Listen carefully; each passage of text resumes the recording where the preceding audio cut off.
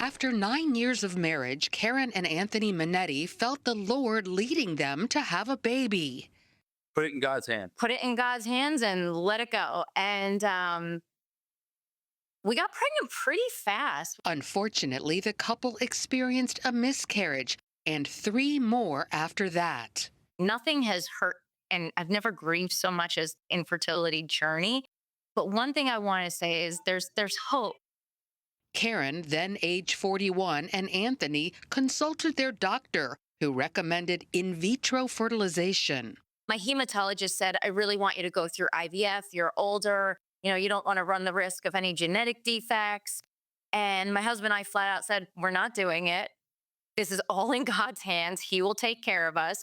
The primary reason the couple decided against IVF is because the procedure often involves creating embryos that go unused. So I didn't want to have multiple eggs that were conceived just sitting there frozen. I could not bring myself to that, knowing that there was life there that was not inside of me and I was not birthing. Instead, Karen and Anthony sought an IVF alternative. Restorative reproductive medicine, or RRM, is a natural, holistic approach to infertility. Instead of performing a procedure that goes around the problem, RRM doctors seek to find the root cause, then fix that. Karen and Anthony visited the clinic run by Doctors Edward Fleming and Jean Golden-Tevald. The amazing thing is in 20 years of doing this, I have never had a woman who we evaluated that we came up and said, we can't find anything wrong. There's always something. The process begins with a detailed examination of the woman's ovulation cycle and hormones.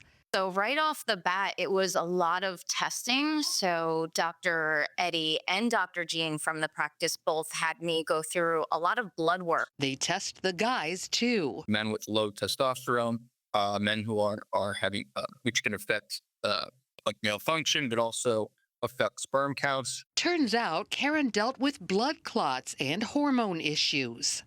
And it's almost always never just one thing. There's usually multiple factors. After taking a blood thinner, hormones, and more, the Monettis had their prayers answered. My pregnancy was a huge success. We finally have our baby, our miracle. Doctors say RRM's success rate is equal to or better than IVF. The other piece is that there's really no risk, and it's really inexpensive, too. Karen and Anthony wish more doctors would recommend this option.